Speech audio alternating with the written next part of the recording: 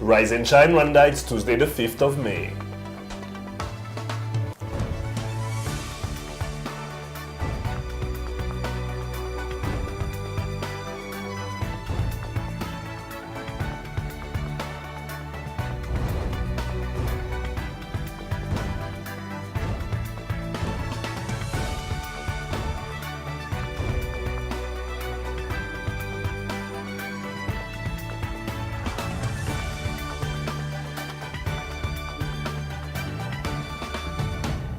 Coming up on today's Rise and Shine Rwanda. A new curriculum is in place to help Rwandan students compete regionally and internationally. We learn how the fast growth in infrastructure has investors running to Rwanda. And we visit an art center that's providing a place for Rwandan creatives to thrive.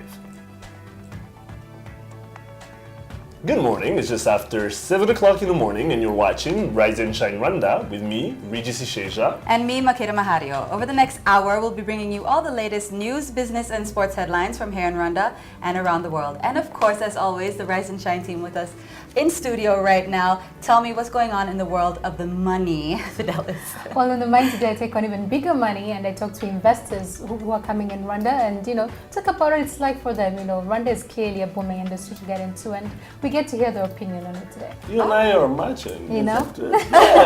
Tuesday swag. Right. And what about in the world of the sports? It's a lot of NBA action, semi-finals, Regis, and our special guests. We are going to dive into that. We're talking basketball today. Yes, semi-finals. Yes. Okay. Anyway, all of that and more is still to come. But first, Rise and Shine story of the day.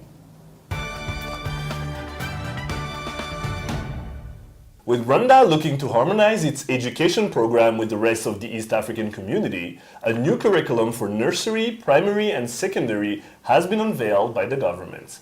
The aim is to provide students with critical skills, the need to compete regionally and internationally. Take a look. The new curriculum is competence-based and potentially providing students with skills they need to compete on the market here in the country and around the world. Ishyirwa mu bikorwa ry'integanyanyigisho risaba ibintu byinshi. Ariko ngarutse inyuma gato nk'uko warabibajije icyo twashingiyeho cyane tunayikora. Twashingiye kuri gahunda za leta zisanzwe nk'iyo Vision 2020 nka IDPRS ya kabiri. Ibyo byose hamwe n'andi mategeko dusanganywe mu gihugu haba mu rwego rw'uburezi haba se no mu rwego rw'igihugu muri rusange, ibyo biduha umurongo wo gutegura integanyanyigisho ibereye igihugu. The Ministry of Education describes the new curriculum as competence-based while the previous one was solely knowledge-based.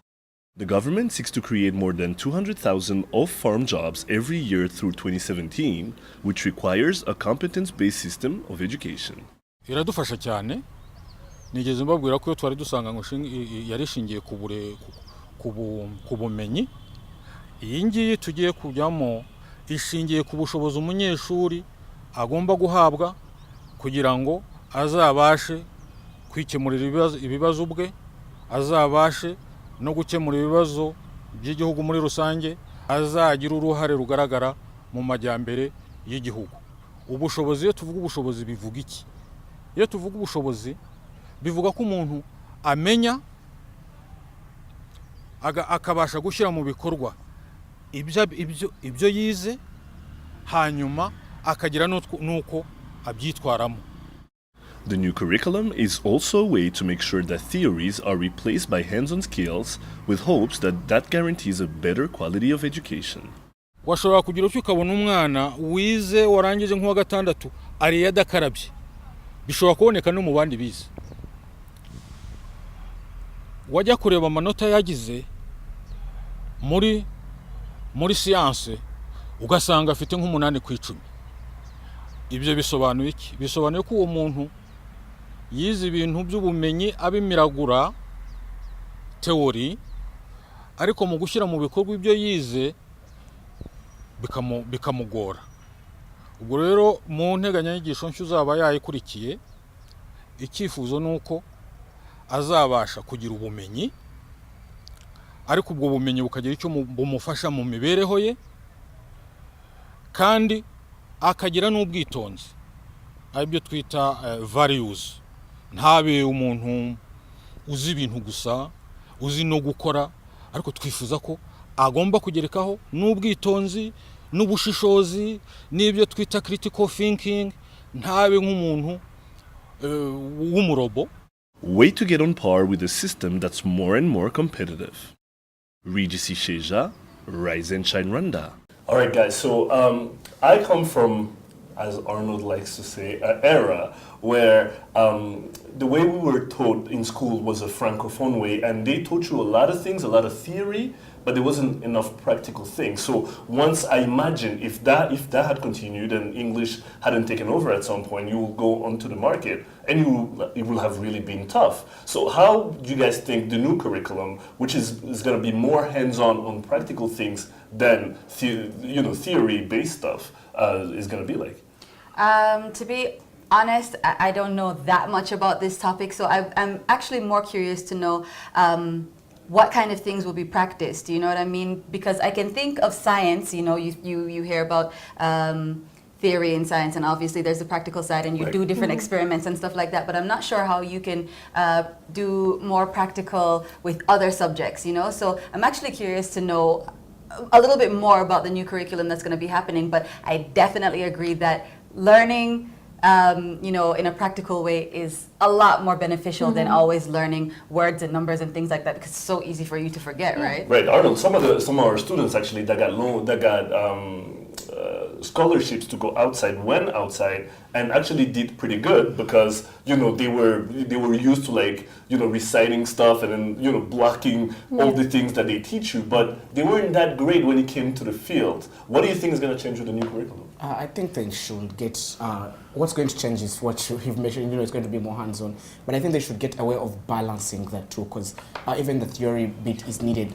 But the questions that we should be having are things like, the people supposed to implement this curriculum, do they have the skill set? Because already we've been struggling with when we transferred from the French system to the English system to get the teachers who are good enough, to pass on these skills to the students. So do we have enough teachers? Because passing it as a law and saying, schools do this, do that, you must have a science laboratory, you must have that, is one thing. And then having people to actually teach the kids is another thing. Now this is I totally agree right. with Arnold, and also feel like even for me during my time when we used to go for field trips or go to a laboratory, that's when it used to be exciting and you'd remember. It's easier for you to remember something that you saw, that you did personally, as opposed to something that you just sat in class and heard of. So I feel like this is a great initiative, and I do agree with Arnold. Maybe they should implement it after they've gotten people who are capable of doing it the right way. Now, I was going to ask you guys, this day, it's more electronic things,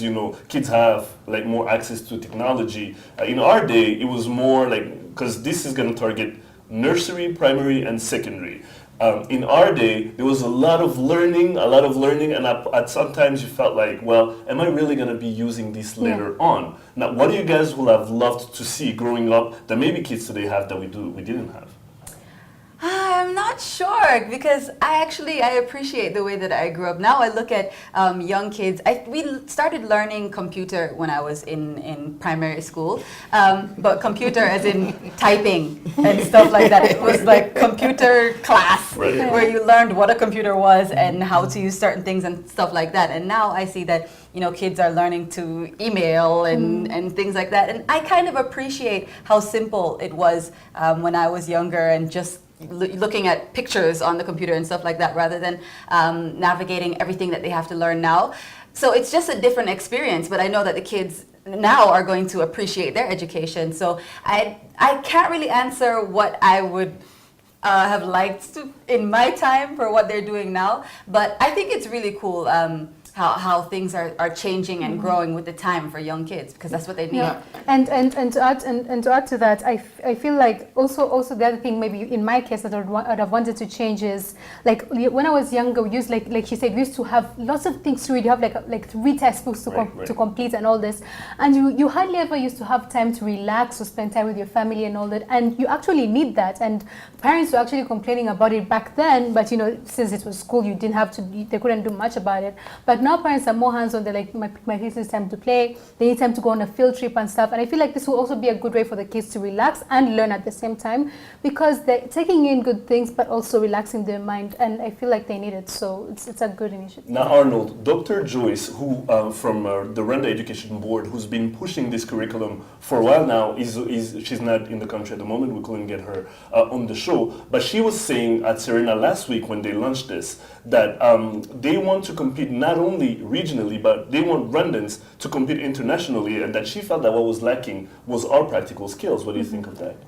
I think because I've had a look at what they're saying about the new curriculum, but I think one thing that's really missing, and which again I miss because I studied from the East African region during my primary and secondary. One thing that's really missing is specialization, and that's what, when you look at the big tigers of Asia, when you look at countries like Indonesia, Malaysia, Singapore, that we're trying to emulate, these countries reach a level and specialized. When you look at a country like Germany, Japan, that have had the best economy over the years, they've had specialization, from, you notice a kid's talent. If the kid is good at sciences, you push for that.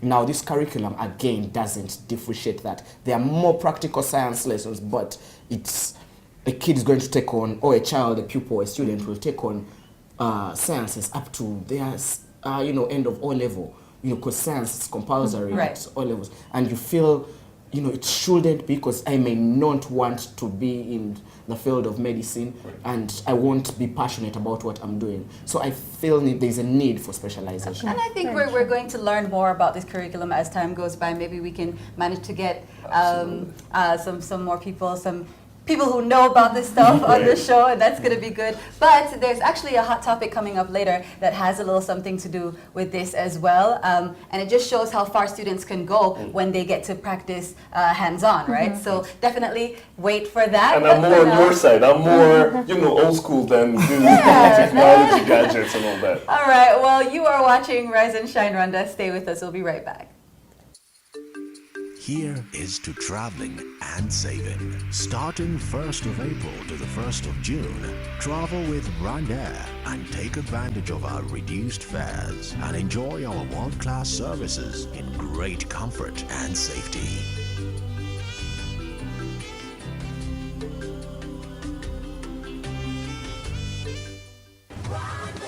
Fly our dream to the heart of Africa. Welcome back to Rise and Shine Rwanda. Let's get to today's business headlines. Fidelis Karangwa has the details.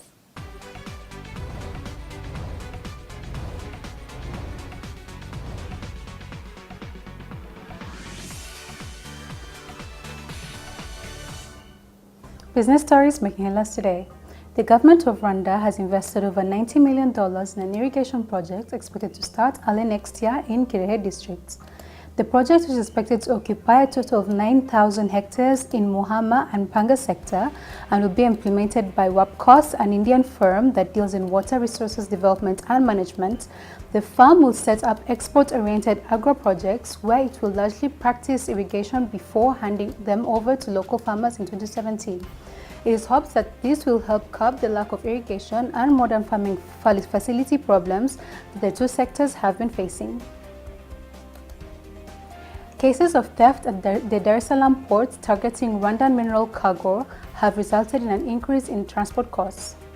The cost of transporting a container of minerals from Kigali to Dar has shot up by 271% as exporters are charged an extra $6,000 to pay private armed guards who offer escort services to the Rwandan minerals. Experts fear that the continued incidence of theft in the already depressed mineral market will negatively affect investors' confidence in the mining sector. Now, in a move to develop the country by 2020, the government is investing a lot of money in various sectors of the economy like agriculture, ICT, tourism, and infrastructure are top on the list. And with the various construction projects going on, we went to find out how investors feel about this new development. Take a look. From malls to other commercial buildings, the streets of Rwanda are filled with finished and ongoing construction projects that are on trend and up to date. And with this project has come many employment and business opportunities that Rwandans are exploring. For me, I'm a plumber here. So this project, we get so many skills when I do such projects, like any other project which we saw, those small projects outside there. So when we get here, we get a lot of skills when we get here. According to the money, to the payments, we get enough money. So when you come here, for us, we are working under companies, different companies. We discuss what we want. The money which we paid is okay, it's enough. So what makes Rwanda such a hit? Well, Kajuju, the investment director of Vision Capital Rwanda, says Rwanda's attractive business environment is an investor's best dream. Rwanda as a destination was extremely attractive. We think in terms of being the first people to get into a market, and we felt 2011 when we came in was the right time for us. It's a prime time. We're able to get really good projects and really position ourselves in the market. And we're looking forward to the future. This is the first of many, and we hope we'll be able to do a lot more as time goes on. With buildings like the Kigali Heights still under construction, it was impressive to know that the building is almost sold out, yet it still has a whole year of construction to go. We spoke to one of the space owners to find out what attracted them to this deal at such an early stage. Yeah, you see, business is about timing. If you don't book it, somebody is going to book it. So that's why we are so early. It's 1 year earlier, but it's the right decision for us. Well, there's no doubt that soon, Rwanda will be the definition of skyscrapers and at the forefront of development. Kangwa Fidelis, Rise and Shine Rwanda. And joining us now in studios, Justin Garambe Sharangabo, the Managing Director of Simba Supermarkets. Welcome, Justin, to the show. Thank you. Well, now, I know Simba has been in Rwanda for a while now, more than 3 years, yeah? But what has it been like as investors coming into the Rwandan market? What has the experience been like for you? Well, it has been really very good for us. Mostly, one of the factors that attracted us was the security. We are now operating 24 hours. Our stores are open 24 hours without any hindrance. And the system that is set up for registering any investment, it's very fast, so it's good for us. Mm-hmm. And what are the challenges now? Because nothing is perfect, of course. So just tell us some of the challenges that you face as investors in this business. Yes, there are some challenges, manageable though. Mm-hmm. Some of them are being a retail business, there are theft cases, very many of them. Water, electricity that is on and off. Mm-hmm. Others are not really big. Yeah. Mm-hmm. Now the Rwandan market is becoming very competitive. Even with Kigali Heights, like you said, we saw that in the plan. We have Woodworth, and all these other big stores that are coming into the market. But would you say that having been in Rwanda for more than 3 years now, what experience have you gotten that you feel is going to make you more competitive and on top of all the other businesses that are coming in? Well, what I can tell you is we are very keen on quality. We've seen that Rwandans and everybody else in Rwanda, they prefer quality.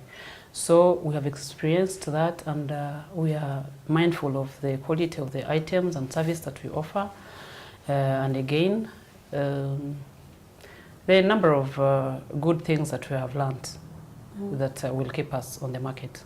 But one would say with good quality, most people say with good quality, people in Rwanda want good quality, but they're not willing to pay the amount of money that's equal to that good quality. Would you say you guys experience the same thing every day, and how have you been able to address this problem? Yes, what we do is we get all the items from the manufacturers. Mm-hmm. That means we avoid the middlemen, and the prices are fairly priced. So you find that we are very competitive on the market. Mm-hmm. Now, are there any expansion plans that you have in the coming years? Now, we know you already have 3 branches in Kigali. You've gotten space in Kigali Heights. What else do you have planned? Maybe do you even plan to go outside Kigali to even other parts of the country? Yes, we do. In March next year, it will be our 4th store, and we have 2 in plan. In Kigali still, Chimirongo side and Chichiro. Then in the next 2 years, we are planning on going to Rubavu and Huye. Yeah. Now, buying out space to have your store in is still quite a new trend. Most people have supermarkets who have these businesses normally either own the building or renting it out for a short period of time. So what was it like for you people to get into this agreement with the owners of Kigali Heights? And is it cheaper to do it that way as opposed to buying your own building and owning it? Well, first of all, I would like to be in this modern mall. It's very good for us as Simba. And secondly, having our own is not easy because it's not our line of business. So we would prefer renting out, as building our own would mean encroaching on the working capital, which we're not ready for now. Yes. But it's funny because when I was talking to the chairman, he made a joke and he said, I feel Rwandan. I've been in the country for so long that I feel like I'm a Rwandan citizen right now. So either way, despite the fact that now there's a high cost for you to construct, is that something that you plan to do very soon? Not now. It's not our plan. It's not in our plan. But going to different places just because we want to get closer to our clients. Yeah. Is what we have in plan. Yeah. Thank you very much, Justin, for coming to the show, and wish you all the best. Thank you so much, too. Well, you're up to date today's business headlines. Post news coming up next in just a minute. We'll honor Quizera.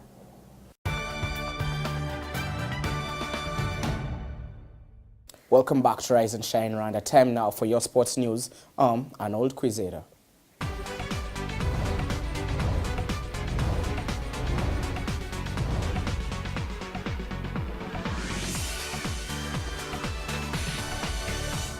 Starting with football, national team coach John McKinstry has included 6 new faces in the 24-man provisional squad that commenced training yesterday ahead of the CAF Under-23 qualifier return leg against Somalia that will be played in Nairobi on May the 9th. Police FC playmaker Richard Kalisa and defender Fitina Ombolenga returned to the Under-23 side for the first time since January when Rwanda was held to a 1-1 draw by host Tanzania in a friendly match in Mwanza. The Gichumbi trio of goalkeeper Emmanuel Bwanakweri, midfielders Shaddad Nsengaire and Cedric Mujenzi were rewarded with a call-up to the national side following their impressive displays midweek in their side's 1-1 draw with table leaders APR at Byumba Stadium. Haurere Magahunda of Marines is also making a debut appearance for the youthful side. On to motorsport, Yamaha's George Lorenzo savored his first MotoGP victory of the season on a pole to flag victory in his home Spanish Grand Prix ahead of reigning world champion Marc Marquez. Marquez, riding with a fractured little finger after training accident, finished 5.576 seconds behind after holding off a challenge from Lorenzo's Italian teammate Valentino Rossi. Rossi made MotoGP history with his 200th podium finish and also extended his championship lead to 15 points over compatriot Andre Dovizioso.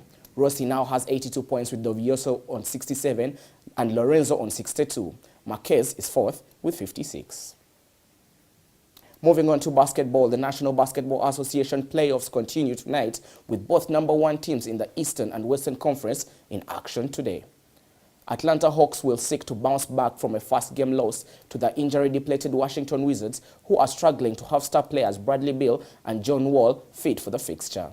In the Western Conference, Golden State Warriors will seek to extend their lead over Memphis Grizzlies with victory at the Oracle Arena. Joining me in studio is our usual NBA pundit, Alistair Mohire, and of course, Regis. Regis, I'm going to start with Alistair with this one. You called the Clippers Spurs a tough series. So many believe it's the best first-round series we've had in a very long time in the playoffs. Is this an end of an era for the Spurs team of the trio of Duncan, Parker, and Ginobili? Absolutely not. First of all, I want to congratulate the Clippers on all the first-round teams that made it through to the second round. But going back to the Spurs-Clippers, it was a great series, but I don't think it's an end of an era for San Antonio. They have a great young core led by Kawhi Leonard. They still have Popovich, so I think they're okay for the future. Registering that to you, do you think Patty Mills and Leonard will be good enough to take on the Spurs in the near future? Absolutely. We do not know what Manu Ginobili is going to decide. He said that he wanted to take some time with his family and then, consult also with Popovich and see what's next. But like he just said, when you have a nucleus that's that good with Kawhi Leonard and Patty Mills, and knowing that you still have role players that can still deliver, like Boris Joe, who's going to be there, he's still on the contract. They're doing okay. Tim Duncan is the greatest power forward ever. And he's playing like he's 25. It's unbelievable. Like, do you think he still has some more seasons in him? Oh, absolutely. Well, it's up to him, obviously. But if you think about it, the Clippers won by a shot, a Chris Paul shot, who's an amazing player. But they went tit for tat, and until the last second, I don't even remember how many position changed. Yeah. Like, the and position score changed. changes. Yeah, but Right. Can that Spurs team stay healthy to last another campaign? That's the question. Exactly. That's the question everyone's asking. And, with Tim and Ginobili, especially at the age that they are, one injury could end it all for them. Obviously, you don't hope for that kind of thing, but yeah, the young core that they have now, I think will still be able to see them through the future. And people forget one thing: the Spurs are not gonna make a splash like in the offseason and get a Dwayne Wade or Marcus Aldridge. Marcus Aldridge. It's not going to happen. I mean, LaMarcus Aldridge is a great player, but they just don't believe that you bring in pieces that are going to fit. They need role players who are not going to want to make it to the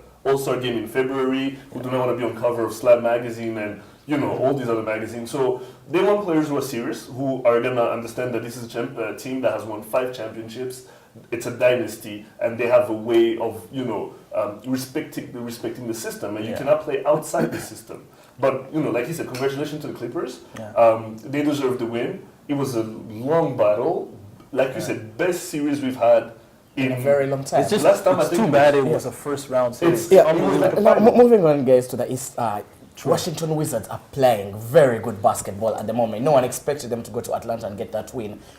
John Wall and Bradley Beal, if they are fit, do you think Wizards can give us a shock in the East? Yes, and the only thing that I'm kind of hesitant on is they had a pretty lackadaisical first round, and that's the Raptors' fault. They didn't give them anything. They cruised through them, so I don't know, it wasn't really a test for them. This series versus Atlanta, who's the #1 seed in the East, will probably be a bigger test, and I mean... But they've won away. They've won a away game, which is crucial. And I mean, there's been some injuries on both sides, so I mean, I think that might be a determining factor, but the Wizards have the firepower. Rich, do you feel the Wizards depend too much on John Wall? Well, they have the second best backcourt in the NBA right now, with Bradley Beal and John Wall. And the only difference with them and Golden State is with Golden State, it doesn't end with that backcourt. They still have, firepower that can come and contribute. And with the Wizards, you have Paul Pierce, and then offense becomes a problem after that. And Paul Pierce is only Paul Pierce in the last 5 minutes of the game. Yes. Before, you're not really going to utilize him. And the coach was saying how, he's using him like sparsely because he knows he's up there in age. But he still, clearly, we saw what he can still do against Toronto. I'm kind of mad at Toronto. I expected them to have an evenly matched series, and we did not see that. I mean, and that's what happens. When you don't get tested in the first round, and then you play a team like the team they're facing right now, I don't know. Atlanta was battle tested during the first round because everybody was mad at Darren Williams, and then he woke up and decided to play. So I don't know. Another team so many are saying wasn't tested in the first round are the Golden State Warriors. But again, despite shooting 5 from 21 free throws against Memphis in the first game, they won it by a very comfortable margin. Yeah. Do you feel this team can still go on to improve and maybe get that ring? I do, and one thing I wanted to mention in the first round is, although they were actually ranked #1 defensive team, obviously their offense is what we look at. And, I've heard this so many times in basketball terms, but they always say that, sometimes the best defense is a good offense. Yeah. So that's what they're displaying right now. They're shooting the lights out. And, you know, the first round, I think, was a decent test for them. The Pelicans actually, in a few games, they were really close and had a chance to even win some of those close ones. But this second round, they're against one of the grittiest teams in Memphis Grizzlies. And you saw what they did in game one. They were able to get away from not having a great shooting performance. But that's just who they are. They're going to be able to continue the shooting and offense. Here's the thing, Arnold. I'm not the biggest believer in the Golden State Warriors. I do not believe they're going to win the championship. They can obviously shock me. But here's the thing that's amazing with them. I mean, I was watching Inside the NBA with Kenny Smith, who's, to me, the best analyst they have on the panel. Yeah. And he was saying how, when you're watching the Warriors play, and think about this, when you're watching them play, every shot they take is probably a bad shot on another team. Like, it's the kind of shot where the coach is like, what are you doing? Right. But they all go in. So you can't be mad at them, but at the same time, you're like, that doesn't win a championship usually. Because we're used to the San Antonios and the Bulls and the Lakers and Boston. It's going to catch up to them. Right. I mean, if you think about, remember when Detroit won the championship in 2004? Yeah. I mean, they had Antonio McDyess, Chauncey Billups, Rick Carlisle. Right. Yeah. So you think, then you think about Boston with Rondo, who's not a scoring point guard. And you look at, I mean, Stephen Curry, with Stephen Curry and Klay Thompson, you're never out of a game. You can be down by 20. We saw that in the first round. Yeah. So, I mean, the way to look at it, can Golden State win the championship? Absolutely. I just don't believe it's going to happen because I'm from the old school mentality of you need to have like a post presence Rich, and then play inside out. The old school mentality, old school Chicago Bulls will always ring a bell. Now that's a very interesting series before we wrap up. Chicago up against Cleveland with no J.R. Smith in that first game, no Kevin Love, who is very good at spreading that flow for Cleveland. Do you think Cleveland can get out of this one? So a few things on offensive side for Cleveland. I think they're going to have a huge problem scoring down low. Kevin Love, like you said, spreads the floor. They don't have any, they got Tristan Thompson and Mozgov who are defenders. Where are they going to get that offense? Now you think Coach Blatt will probably put LeBron. He'll probably put LeBron in the forward position, but LeBron, he's essentially their point guard, in my opinion. Yep. He's their everything. He brings the ball up for them. So I don't know if he's going to be able to do that all series long. And then on the other side, just before I let Reg talk about it a little bit, is having the Bulls, right now, Jimmy Butler, he does a lot of their work on offense. He's probably the guy that their coach wants to be on LeBron, right? For most of the part, he's the good ring defender. So it's going to be tough to see how he's going to be able to do both. Play that defense on LeBron and be their guy on offense. Because Rose... So quick, as we wrap up, sure. Chicago, Cleveland... Who do I have? I have the Bulls, actually. I have the Bulls. You have the Bulls in 7, 5, 6? It's not going to go the distance. If they're going to win... Actually, no, sorry. I take that back. I have the Cavs going the distance. Cavs going the distance. Yeah. Regis, I know our executive producer is about to kill you right now, but I just have to add this. I'm sorry, kill me later. But the Chicago Bulls are, if they win this series, to me, they'll win the championship. Because all eyes are on this series. Everybody expects it to be a grind-out kind of series. Mm-hmm. And if their defense, because they were known for their defense, they have instant offense now with Jimmy Butler, and like he was saying, and then Paul Gasol. And then when you have that, if Taj Gibson is healthy, and if the entire squad rallies around Jimmy Butler, who's emerged as the star right now, then Derrick Rose doesn't have to dominate like he had to. So you think the Bulls? My heart says the Bulls win. Your brain? But my brain says the Bulls win in 6. The Bulls win in 6. Right. Thank you, Alistair. Thank you, Regis. Hope we'll have you again after the semi-finals. You've been watching the sports segment of Rise and Shine and Rand. Regis and Makeda will be right back after this short commercial break.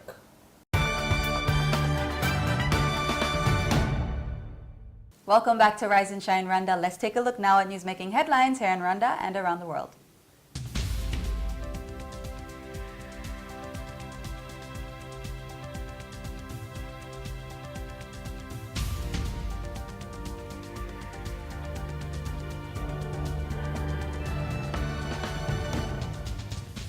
The Africa Broadband and USF Forum kicked off yesterday in Kigali and is aimed at mobilizing the penetration of broadband into the continent.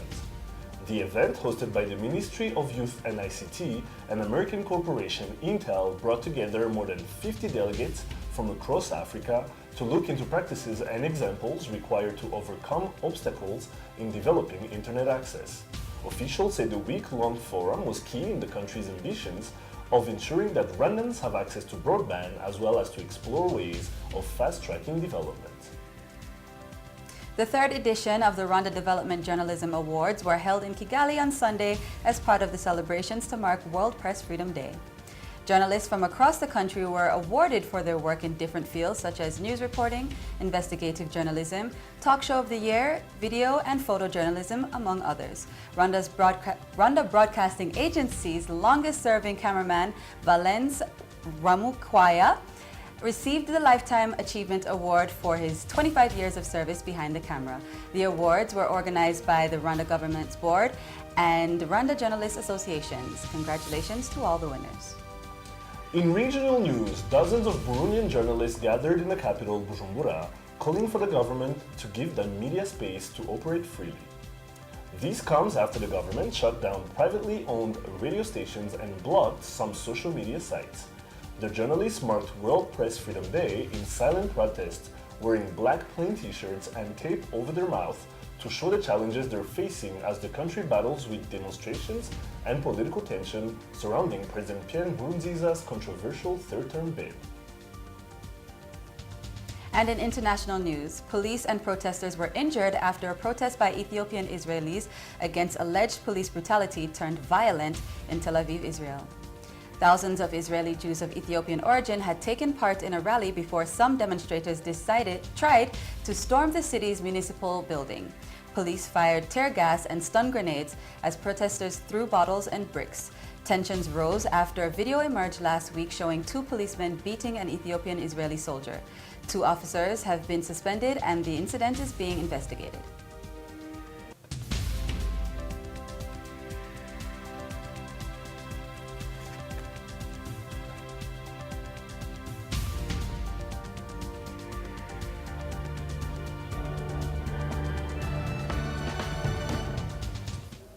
Time now for a review of the headlines. Edmond Kagire joins us now to look through some of the front pages. Good morning, Edmond. It feels like it's been like a week or so. No, yeah, I think a few days. Yeah, we haven't seen you in here. All right, so it feels, I'm just saying it feels because I'm still yet to believe this, that the Catholic Church is ready to apologize for its role in 1994. That the Vatican is saying they're waiting for, the courts to come up with verdicts when it comes to what happened in 94. But I'm very incredulous. When anything has something to do with the Catholic Church or France and the 1994 genocide against the Tutsi, I just find a hard time believing it. What is it all about? I read the report, Regis, and at some point I thought maybe the reporter did not get his facts right. Probably... We're in the same boat, you and I. I'm not very sure that he quoted what the Archbishop and the spokesperson of the church said correctly. I'm not very sure. But we can only wait to see if they come up to say, no, what we said is this. But if it is true that they said what we saw in the report, certainly it's a positive, development, a development in the right direction. Probably, if they are not misquoted, I think it's the closest we have seen to apologizing. I think this issue of the church and apologizing for the genocide remains very much shrouded in political and other connotations and other nuances attached to it that we might not understand. And certainly the Vatican has a lot to say in whatever will happen. But if they did acknowledge that, probably, maybe we're going to see them coming clean 21 years later to say, yeah, we were wrong. At some point, we contributed to what happened in this country. We can only wait and see, honestly. Well, speaking of churches or religious groups and politics, there is another headline. So the Association of Faith-Based Groups, that's over 40 members, are demanding that the Constitution be amended. That is Article 101 to be specific. So there is going to be an elimination of term limits because they want our president, His Excellency President Paul Kagame, to stay in power. They said that he's done a good job, he should just stay there. What do you think about that? What does this mean? They're having a petition signed as of right now. Yeah, I think our very own debate about the constitution change is coming back. You know, for some days it has been shrouded by the Burundi incident, and certainly I think we're also seeing ourselves now getting back into that same debate that was consuming us a few days ago. I think the churches coming out to say that they want the constitution amended, and they are very clear, they want President Kagame to come back come 2017. It is a serious development in Rwanda's political, playfield, because probably the churches and religious groups, including Muslims. Yes, they are very strong. They have a fair share of Rwandans following them. So you would think probably what they say is what their believers or followers are going to follow. So it's a development you cannot take lightly, and probably it's part of the momentum we are seeing of people, coming up to raise their voice and say, we want this to happen. And I think let's see what happens in the next few days. I don't know when they do their petitions, I don't know if they take them to Parliament, but I think at some point we are going to see this cause, the campaign to have the constitution amended, gather momentum probably, then the MPs will decide to look at it. So it's a development that is a bit... Shouldn't ignore. Yeah. Interesting to see that in two neighboring countries, when it comes to the third term limits, point of views are totally different. So different. Because actually, the only way we can understand the strength of church and faith-based groups is looking at what happened in Burundi. When they stood up and said, we don't support President Nkurunziza's third term, you'd think it had a serious effect on the nation. Citizens stood up and said, yeah, we're going to stand up and protest this. So churches and faith-based groups are very influential in our day-to-day and absolutely, they have a lot of followers. Absolutely. Speaking of Burundi, you cannot escape the news coming out of there, the headlines, and most of the time, really sad headlines. Now, the AU is getting involved, especially when we're talking sanctions and what could happen to Pierre Nkurunziza's government if he was to stay, even after many calls for him to step down. Now, my issue is, yesterday, after a 2-day halt, the streets were, the protesters were back in the streets, and I've rarely seen them that vigorous, and there were some clashes with the police where the policemen were injured and all that. They heard grenades in Bujumbura. Do you think the AU, with the possibility of sanctions, do you think that could impact Pierre Nkurunziza, or he's just there to stay, he's not going to listen to anyone? I think I have a feeling the pressure is mounting on Nkurunziza. Of course, that said, AU and other regional bodies have not been, very active. They didn't respond strongly to the situation in Burundi as we expected.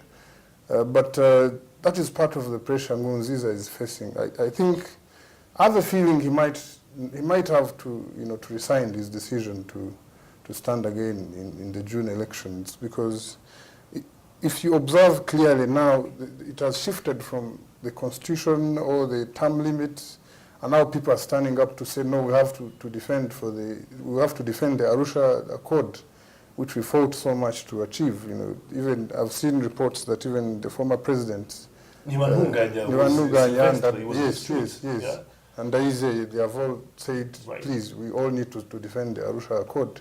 So it's a shift from the party and the third term to something that the nation, that reunited the nation of Burundi. It has shifted from ethnic groupings and all that. So it's now about Burundi as a nation, right, and a peace deal it struggled so much to achieve. It gave a lot.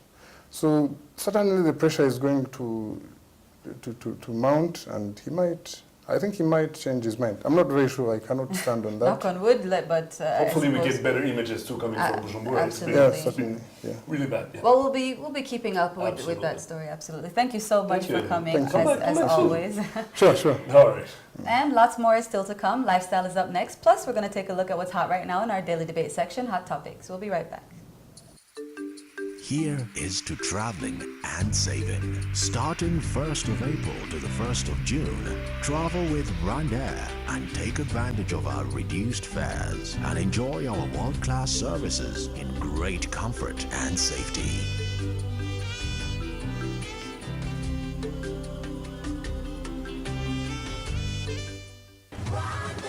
Fly our dream to the heart of Africa.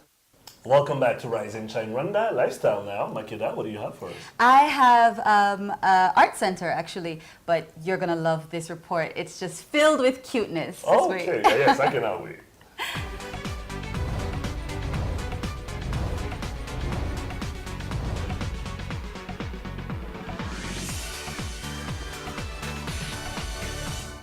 Nestled in the lush hills of Kimihurura lies a house where little girls and adults alike learn to hold skills in dancing, music, and photography. I paid them a visit to learn more about the center. Meet City Arts. City Arts specializes, as its name suggests, in the arts. There, at any given time, you can find people of all ages engaging in their respective activities. City Art, c'est une école de danse. En fait, pour le moment, on a une centaine d'enfants. On prend des enfants à partir de 4 ans à 17 ans et on donne des cours principalement de danse classique, ballet, mais aussi il y a des cours de guitare, il y a de violon, il y a des cours d'art plastique. Et l'idée est de pouvoir bien encadrer les enfants après avoir été à l'école pour apprendre ce qui est bien au niveau intellectuel, mais aussi d'avoir l'autre partie où c'est bien de pouvoir s'exprimer au niveau artistique. On a des cours pour des adultes. Donc on fait les yogas principalement, on fait des workshops en photographie, en danse et différents arts. I went to visit the center during rehearsals for an upcoming show featuring these young aspiring ballerinas. We're doing Thumbelina, the play, so each of the classes has a part that they're doing, like this is autumn, so they're leaves, and the other class was frogs, so it's one big story that they're creating. But as much fun as these girls are having, they're doing more than just dancing. They learn that while it's really fun, they also have to be serious and learn if they want to do a good job. But it's nice because we're entertainment and we're fun, but we're also a school. Because it teaches you how to express yourself. It teaches you discipline and also coordination, which goes across any kind of border of what you need to do in life. And so it makes them make more friends outside of just the school that they're at. Because I've noticed for some kids, they only know, the people who go to their school, and now they know people from everywhere and they make more friends. So we've kind of built a little bit of a community, which is nice. It's like our own City Arts family. Mon objectif, au fait, ce n'est même pas d'en faire une école commerciale, c'est plutôt pouvoir donner l'occasion aux Rwandais, aussi bien qu'étrangers, une opportunité de pouvoir bien se lancer et développer leur talent artistique. Et j'espère que d'ici quelques années, ça deviendra une vraie école, parce que pour le moment, on fonctionne part-time, donc c'est le plus grand, mais j'espère bien que d'ici 5 ans, ce serait une école avec des enseignants à temps plein et que finalement, on peut produire des grands artistes. Hats off to City Arts and everything they hope to achieve. We hope you've had your cuteness fill for the day. Makeda Mahario, Rise and Shine Rwanda. And joining us in studio now is Anita Abuma, the owner of City Arts. Bonjour Anita. Bonjour. La première chose que j'aimerais savoir, c'est au Rwanda, en Afrique en général, les enfants jouent au foot, les filles sautent à la corde, ils courent dans la rue. Qu'est-ce qui vous a pris? Je ne sais pas si c'était vous ou si les personnes qui sont venues avant vous, mais qu'est-ce qui a donné corps et naissance à City Arts? Ok, je dois d'abord dire que l'idée n'est pas directement venue de moi. Donc c'était une école qui existait déjà depuis 5 ans, une petite école. Et c'était au départ une jeune dame américaine qui était ici, donc qui les faisait, qui elle-même, elle aimait le ballet et puis elle aimait enseigner aux enfants. Et puis au bout de 5 ans, ma fille prenait cours là-bas. Et puis à un moment donné, elle a décidé pour des raisons tout à fait personnelles de retourner chez elle. Et donc à un moment donné, elle voulait fermer. À un moment donné, je me suis dit, ça n'a vraiment pas de sens que parce qu'un individu parte et que finalement on doit tout fermer, alors qu'il y avait une demande. Et donc c'est comme ça que j'ai décidé de me lancer.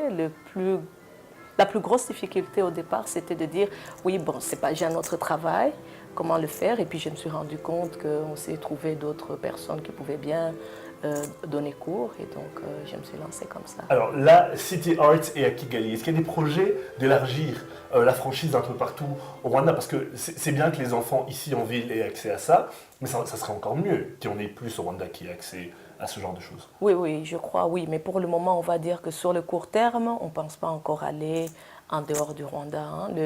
La première chose, je pense que pour aller dans un autre ou sur un autre marché, en principe, c'est quand le marché local est saturé. Et on est encore vraiment tout au début.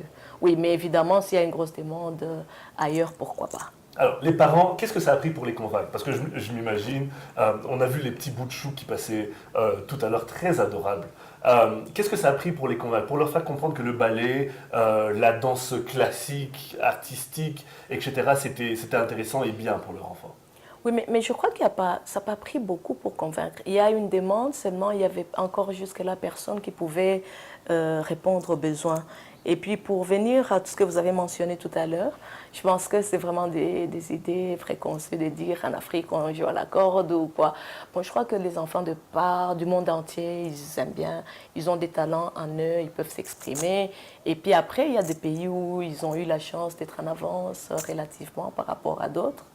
Et donc, pour les parents, maintenant, on sait que, bon, ils en veulent, ils envoient leurs enfants, et puis c'est facile de dire, ben, il y a un endroit où on va encadrer vos enfants, ou en plus de leur enseigner, donner l'enseignement classique pour aller à l'école et apprendre, enrichir notre partie intellect, il y a aussi l'expression du corps qui est tout aussi important. Alors, pour ma petite nièce, ma petite cousine, la petite fille du téléspectateur et la téléspectatrice qui regarde cette émission en ce moment, comment on fait pour s'inscrire à City Arts? Est-ce que c'est un programme jumelé avec une école, avec certaines écoles? Ça fonctionne comment? Non, c'est très facile. Évidemment, pour nous, parce qu'on a encore un budget tout à fait limité, hein, on ne fait pas encore beaucoup de publicité. Alors, on va directement communiquer vers les écoles. C'est plus simple, ça coûte cher, mais c'est là aussi notre cible. Hein. On sait que, puisque, je ne sais pas si je vous avais dit ça avant, on prend des enfants entre 4 et 17 ans. Donc, ils sont soit de l'école primaire, afin... Mais c'est des niveaux différents chacun. Oui, oui, absolument, parce que bon, ils ont des challenges différents, des demandes différentes, mais c'est la tranche d'âge qu'on prend. Et donc, on passe par les écoles. Et le programme est simple. Donc, ce qu'on fait, ça fonctionne par période. Donc, c'est des périodes de 3 à 4 mois. Donc, et là, on inscrit les enfants sur 3 à 4 mois qui peuvent faire ou ne pas continuer après. Et on essaie aussi d'agencer le programme par rapport au programme scolaire. Oui, puisque pendant les vacances, il y a beaucoup d'enfants qui ne sont pas là non plus. Alors, au point de vue compétitif, la technicalité de la chose, est-ce qu'elles font ça, les enfants sont là pour s'amuser seulement, ou il y en a qui prennent goût et qui se disent « je vais me lancer dans des compétitions » et qui sait peut-être aller plus loin? Non, l'idée n'est pas de s'amuser uniquement. Je ne pense pas qu'il y ait un seul parent qui voudrait juste payer pour que les gens aillent s'amuser, sinon ils peuvent s'amuser aussi à la maison. Mais c'est aussi, je crois, c'est apprendre, mais c'est surtout développer au départ un talent qu'on a au départ. Ça veut dire, vous avez dit tout à l'heure, oui, les enfants en Afrique jouent à la corde. Non, c'est pas vrai. C'est peut-être, puisque s'il n'y a que ça, ils vont seulement jouer à la corde. Mais il y a aussi beaucoup d'enfants que je vois qui aiment bien danser, tout ça, c'est limite là, mais il va pas y avoir quelqu'un qui va les accompagner, qui va les guider, qui va leur donner un encadrement nécessaire, une discipline nécessaire. Donc, c'est plutôt une combinaison de fans, parce que quand on aime quelque chose, c'est déjà en soi un amusement, mais il y a vraiment toute une discipline derrière, un encadrement. On est très rigoureux par rapport aux heures de début et de fin. Bientôt, on va être même très exigeant en termes de tenue par rapport à quel cours. Anita Gouma, ce que vous faites est magnifique. Ça a été un plaisir de vous avoir à l'émission. J'espère que le jour où il y aura une petite compétition, etc., on pourra venir couvrir ça. Ça sera vraiment un plaisir. Ben, ce serait avec plaisir. Hein. Tout le plaisir est pour nous de nous avoir reçus. Merci beaucoup, Anita. Passez une belle journée.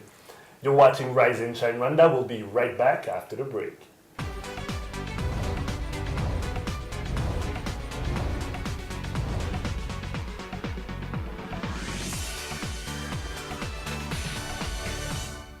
Welcome back, and it's time for Hot Topics. Of course, we have been out and about gathering everything you need to know about what's happening here and abroad. And you know what? Let's just get into the first topic, okay? So we have some good news. We have two of our very bright students. Remember earlier in the show, I was saying that I would tell you guys about some strides that our students have been making in science. So over the weekend, Hope Academy Rwanda students won gold and bronze at the 5th Golden Climate Olympiad in Mombasa. All right, that happened. I'm sorry, not over the week. Last week. Yes. All right. So Ishimwe Karimba, grade 6, won gold for organic homemade insecticide from a local flower. Okay, and bronze was Peter and Patrick Ejiofor, that's grade 8 and grade 6 respectively, who won for guerrilla conservation project that they came up with. Okay, so this event, it's an international primary and high school science competition, and it's all about like environmental issues. Okay, so whatever solutions people can come up with. So Rwanda got 2 of the top prizes. As you can see there are our little stars. What do you guys think about this? Isn't this so cool that we're going abroad? And actually there are other students from Hope Academy who are going to be going out of the country again later on in the month and in the summer doing different international competitions like this. So I think it's really cool, and it goes to show that more hands-on practical work is actually doing us some good, because these are things that they came up with. Absolutely. So what do you think? I think, well, it goes hand in hand with what we were talking about earlier, but I think it's a testimony to our education system, and it's also showing the strides that the country is making, because I believe you made a report, you had a report on chess early on that showed that our kids, you would think it's, the elders that are into it, but no. And it shows that, Rwandans are embracing everything, they're, living in their times, and I like it. And there are actually 25 countries from around the world who are competing in this competition. But since Rwanda is known to be the most green country, I mean, why not? I mean, that's to be expected. Why are you guys surprised? I'm not surprised. It's to be expected. We have the best gorilla conservation. Why? So why not win this? Beautiful mountains. Really good stuff. Anyway, we're really proud of them. We're really good stuff. So yes, more of that to come. I hope. All right. So the next topic is this Rwanda Development Journalism Awards that went down over the weekend that we unfortunately didn't really win anything in, but we still feel like winners in our hearts because we're here with you right now. But there were some big winners. New Times won big. They had 8 out of the 21 awards that were given out. And Eugene Anangwe, who normally comes and chats with us a bit about the newspaper headlines, he also won for his show One-on-One. That's going to be coming to TVR as well, to RBH. Yes, that's a great show. I mean, it's a one-of-one here in Rwanda. It's unique. We don't have one of a kind. Yeah. Right, so he won second runner-up for Talk Show of the Year, and he won, as you can see there, his huge check for 1.5 million. Well, that's not him, but he won a huge check like that for 1.5 million. So Eugene, if you want to take out the Rise and Shine Rwanda, that was the biggest win of the night. Cut the check. For a coffee or a tea one morning, that's fine, no problem. So yes, you can see there were some big winners there. And I think it's great to have events like this just to kind of motivate people to do the best that they can when it comes to journalism. Yes, exactly. Like you just said, I feel like journalism was something that did not get a lot of attention before, and journalists do a lot for the country in putting in the spotlight and letting the world know about Rwanda. So I feel like it's a great event. And it's great that Rwanda is being known, just like we were talking about for the prizes earlier with the kids. I mean, it's great that Rwanda is being known for journalism, and that we appreciate our own journalists. Because for so long, I mean, if you think about journalism in Rwanda, in '94 it had a really bad connotation because they incited to killing, to having massacres. So I think this is great. I think we're moving to the right direction, and hopefully we keep growing. And that's hopefully very soon all of us are going to be. So important who won an award there, Regis Valence. Yes. So here's the thing. This is someone. Valence is an institution. He's not just a cameraman. He's not just any cameraman. He's an institution. He's been working at RBA, which used to be Orafor, Rwanda Broadcasting Agency. He's been working there since 1994, basically since right after the genocide. So, I mean, you have hats off to this guy. Yes, Rwanda Governance Board put this event on, and it's the third one that has gone down. And honestly, I think it's great. Hopefully, one of these years to come, we'll be taking very soon. Watch out for us. Put up the standard of if journalism. one of us wins $1 million, let's just split it 4 ways. We'll think about it. No, anyways, don't forget that we love to hear your thoughts, comments, and feedback on what we're talking about here on Rise and Shine Rwanda. So you can tweet us at Rise and Shine RW. We're always looking out for your comments. Or you can like us on Facebook, Rise and Shine RW. You can check out our Rise and Shine Rwanda YouTube page where you can catch all the shows and reports that we upload daily. You can follow us on Instagram, Rise and Shine RW. We're always posting behind the scenes pics. Or you can simply check out our Rise and Shine Rwanda website.